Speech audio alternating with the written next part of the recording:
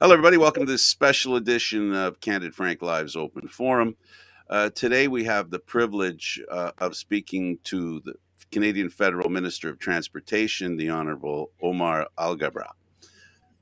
Minister, tell us in your own words what was announced and what the press release that we received is about. First of all, Candid Frank, it's great to be with you. This is my first time on your show, and I'm really honored and delighted to join you. And I'm doubly delighted because I'm here to share some good news with your audience. Canada just announced, I just announced on behalf of our government, the expansion of the air transport agreement with Colombia to lift the cap on the number of flights per week between our two countries. Currently, or previous to the announcement, we had a limit on 14 commercial flights a week, 14 plus 14 cargo flights a week. Now, with this new expanded agreements, there are no longer a cap on the number of flights.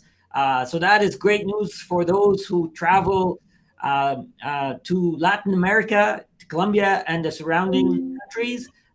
Indeed, Colombia is our largest air transportation market in Latin America. So this is great news for those who want more options and more convenience. Yeah, I guess the first question I have is that there's an approved maintenance organization that airlines and transports need to be connected to. In other words, after 100 hours, a flight needs to be checked by an approved maintenance organization, a member of that, a mechanic from that organization. The reason I ask this question is that what it sounds to me, and and you can help me understand, I hope. This makes Colombia kind of a lily pad, if you will. If we were in a pond, and you know how a frog jumps from lily pad to lily pad, they can land in Colombia. They can do a lot of things while they're there, I assume, as long as they meet the AMO. The maintenance obviously requirement has a high standard of making sure that airlines are operating their planes safely. So there are guidelines and requirements depending on I guess the country where they're at or the plane, etc. There are a lot of technical requirements that I probably we could. I need other experts to share their opinion on it. But yes, the fact that, look, overall, the broader point is that this expanded agreement with Colombia not only offers more choices to people who want to travel to Colombia, but it offers more choices to people who want to travel to the region. So yes, Colombia is, as I said, the largest destination in Latin America, and I'm sure it's not just for people who end up in Colombia; they end up going in the region. So this is great news for those who travel to the region. Yeah, the point being that travelers and materials can travel safer because this is going to be a connection made with all the standards required in Canada and in Colombia, in both places simultaneously. And I think that's one of the important points that I hope Canadians don't misunderstand, because even though they're only going to one country, what you said is very important. It's important that Canada have a foothold in this hemisphere, and this hemisphere is getting more and more significant within our economy, as you pointed out, and we need to open ourselves up to the rest of the world in a seamless fashion, if I could use that term. Indeed, and look, the people-to-people ties with Colombia or with Latin America continues to grow. We have, according to Statistics Canada, more than 70,000 people that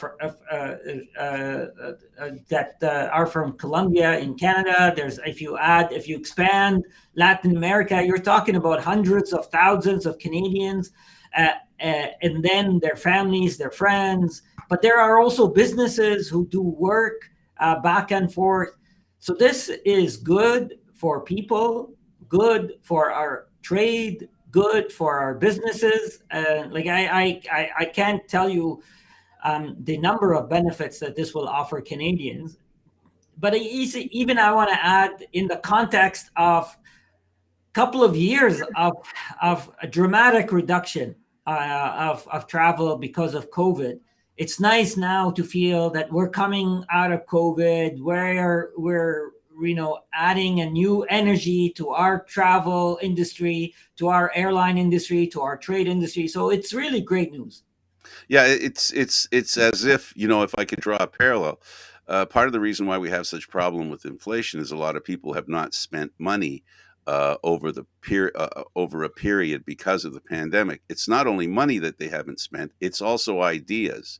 So you must have a lot of ideas that are finally getting a chance to be acted on, which is like this one. Indeed, indeed. As you can imagine, over the last couple of years, the number one priority for us was dealing with COVID and the impact that COVID has had on the transportation sector.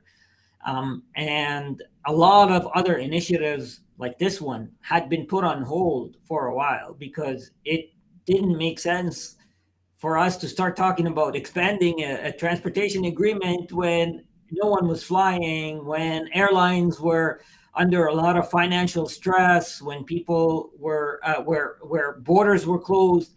So indeed, to your point, now we are finally able to get out of the acute part of COVID and start thinking, how can we expand options? How can we grow our aviation sector, tourism sector? So yes, indeed, this is a piece of good news that brings reassurance to many people who are hoping to get back to normal. Eduardo had a question. Eduardo. Minister, so with this agreement, will can the airlines also do a connecting triangle, let's say, between in the case of Air Canada, particularly that flies into Bogota, can they also use that the routing so that they can go to other countries in the region while stopping in Colombia? So it's going to depend on the other countries, right? And what kind of agreement we have with them. Yes, in theory, yes, but it's going to depend on which country, what kind of agreement we have on different landing rights, etc. But in theory, yes. Yeah, so then really what you're talking about is, and this is going to put pressure on some of those countries because Canada will have the viability to go to countries to do business, to offer whatever it is that people want in those countries much easier now. And maybe now this will put it'll be like a linchpin for opening up other connections and maybe agreements, as does happen when there's agreements between two countries. If they're beneficial, no country sits on the sidelines while that's going on. They want to be a part of it too, right? Yes, indeed, and look, this is good also for the Colombian airline, Avianca. They also are able to do the same.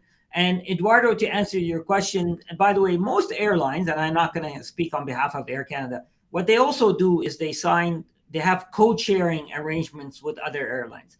So therefore, Air Canada can sell a one ticket if to a final destination, but maybe the second leg of the travel uses a different airline, but to the passenger, they just bought one ticket from Air Canada or any other airline. Yeah, we have that same system here in Canada because of Regina being such a small, small airport and a small service. They have to go through Calgary to go to Toronto, or through Calgary to go to BC, or through Calgary to go international. Yes, So indeed.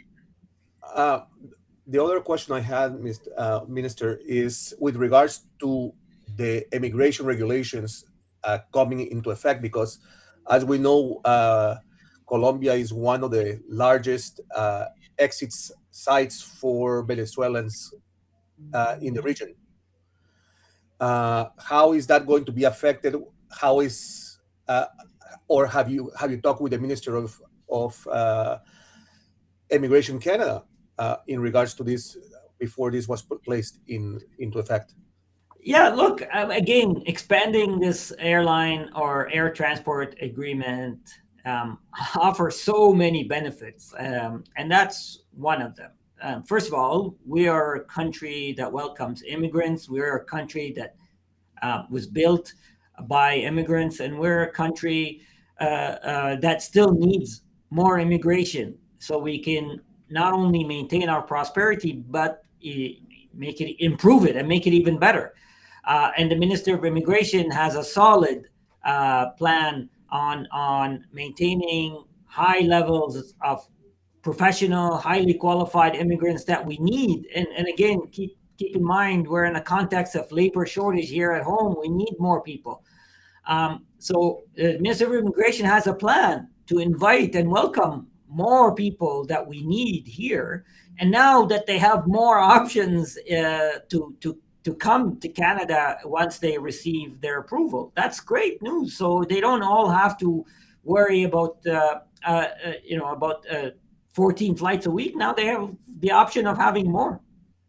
Amazing. So how does this in the context of Canada, is this I guess I touched on it earlier, is this a trend that you see from the ministry of being more available to the rest of the country, making Canada more user friendly, if you will? It's really important for us to maintain connectivity with the rest of the world. As I said, it's important. Canada is an international country. We have people who travel frequently around the world. We have businesses who need access to connect with the rest of the world. So it makes a lot of economic and social sense. There are considerations taken into account when we examine these agreements and when we make decisions, which agreements to expand, which agreements to grow. But yes, the objective is we need a competitive, efficient, highly connected network with the rest of the world. And whenever it makes sense, we will work very hard with the partner country to figure out how we can expand it. So we've learned that this opens opportunities in the hemisphere around Colombia, and we've learned that this gives an opportunity from Eduardo, people who want to come to Canada, an easier route to get here. We have learned that businesses can improve their connection to Colombia.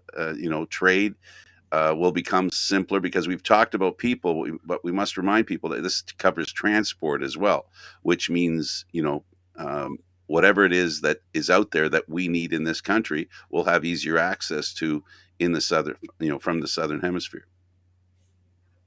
Yeah, I couldn't summarize it better than you, Frank. That's absolutely right. There are so many benefits to doing this. That's why it's great news. I think for many Canadians, it's great news for many businesses. Let's touch a little bit on how important it is to be the connectivity you talked about. Speak to us about how this, in the context, is there anything that sprouts from this that helps us within the country of Canada, or the lessons being learned while you were looking into doing this deal? Does it help in maybe making connections in Canada that otherwise aren't there? The thinking process, I mean. Yeah, look, I mean, the domestic market is somewhat separate from the international market. There's, of course, there are relevant or common issues, but we saw again after coming out of COVID that we had congestion issues in our domestic airline business.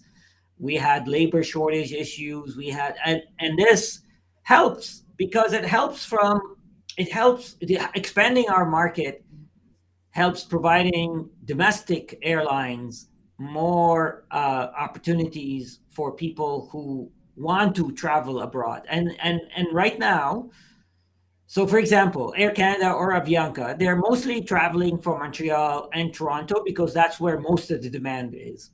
But now if people want to fly from Calgary to Colombia, they were making sure that their domestic flight from Calgary to Toronto or to Montreal was at a certain time because of the limited number of flights that went to Colombia. But with the expansion, that means they have to worry less about connecting flight, less about maybe staying a night over in Toronto or Montreal. So it offers more convenience. It offers more options for travelers. Yeah, my point was it helps Canadians who don't necessarily, you know, go to Colombia. As long as there's more flights, then there's more opportunity to move. And it's what you were talking about earlier, the connectivity.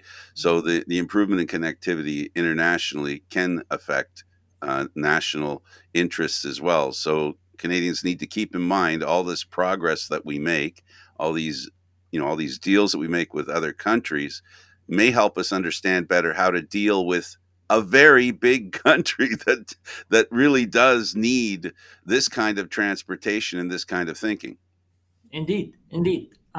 Again, I'm um, as we are coming out of COVID and the restrictions that existed, the airlines has had a tough 2 years. Right now, my focus is on working with the sector, with the industry, on figuring out how we can revitalize it, how we can modernize it, how we can improve the passenger experience domestically, internationally. So this fits in nicely with all that those initiatives that we're working on. Is there anything else you'd? Okay, Eduardo, go ahead. Uh, with this question, we'll close this interview. But we have a question from one of the viewers internationally. It says, with improved connectivity for passenger and business in Canada and Colombia, with now unlimited flights from two passenger and two commercial flights per week, are there any plans to add additional countries, or are you unable to comment due to on this right now? Look, there are ongoing discussions about other countries around the world, but the viewer is correct. I'm unable to talk specifics until we reach an agreement, because I don't want to raise expectations if things are if they don't happen. But Canada, our government is looking at other countries around the world. But I'm glad today to be with you to talk about this particular agreement that I know your viewers are interested in. Minister, really appreciate this. It's a pleasure to have you here. It was nice meeting you, and I hope we helped out in passing the word along about the great move that this is, and maybe help people understand better how the depth of this decision and this agreement. Thank you, Eduardo. Thank you, Frank. It's a pleasure to be with you, and I'm grateful to the work that you're doing. You're providing information to your audience in a different twist, because sometimes the large media organizations don't offer this particular details or this particular focus. So I'm grateful to be with you and share that good information with your viewers. It's our pleasure. From our Spanish viewers and, of course, our English viewers and everyone else who listens to the program. Thank you, Minister. Thank you. The Canadian Federal Minister of Transportation, the Honourable Omar Alghabra. Thank you, sir, and we'll see you again sometime down the road. Eduardo, thanks for doing this. Thank you.